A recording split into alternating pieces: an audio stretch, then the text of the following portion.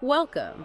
Okay, so you've given us a really interesting set of sources on the film Hereditary.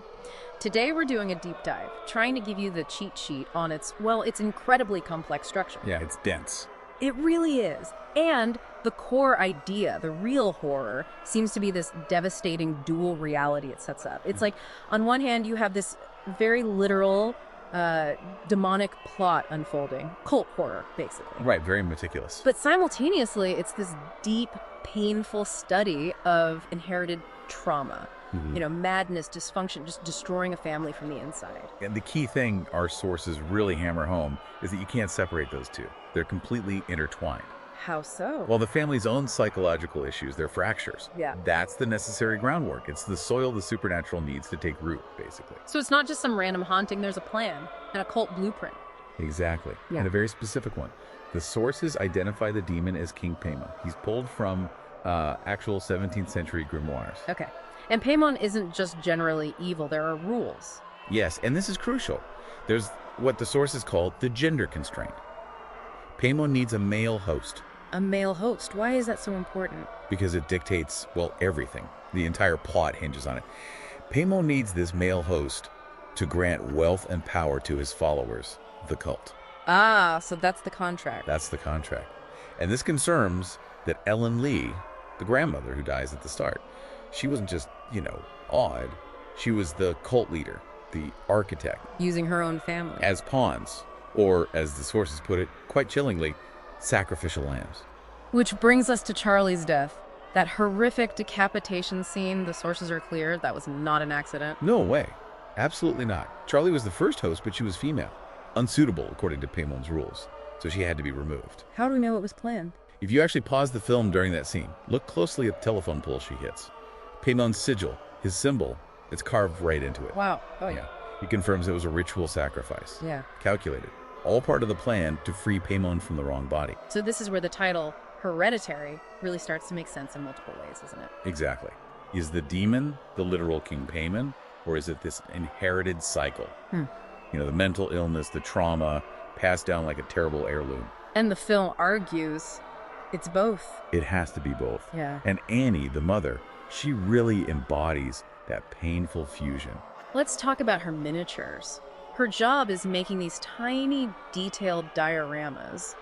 Yeah, and it's such a powerful metaphor, isn't it?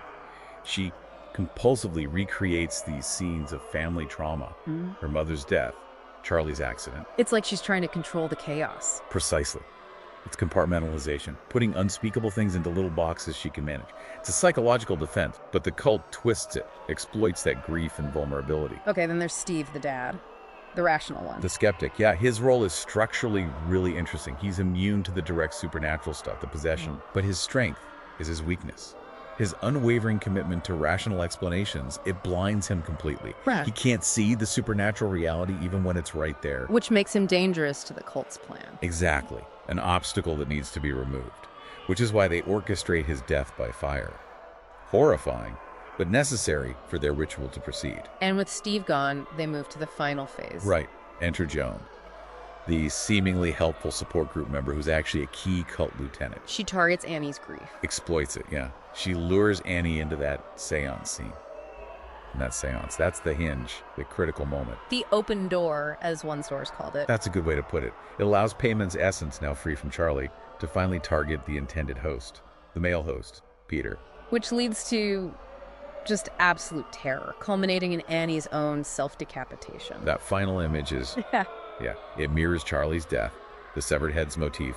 It's brutal, serving two functions. Removing the last real obstacle, Annie herself, and being the final, ultimate ritual sacrifice. And then the end scene, in the treehouse. The Coven's victory lap, essentially. Peter, now fully possessed, is crowned King Paimon in what they call the Spirit House. Yeah, and they call him Charlie. Yeah.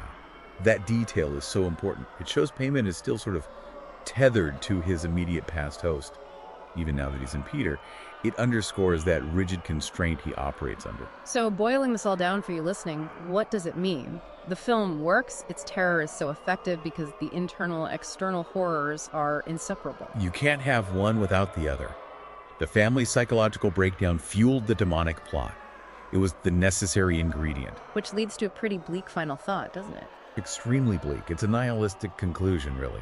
The horror is realizing your fate might be inescapable, determined before you were even born. Whether that's by a demonic pact made generations ago, or just by the genetic lottery of madness and trauma you inherit. Either way, the film suggests maybe some tragedies just aren't survivable.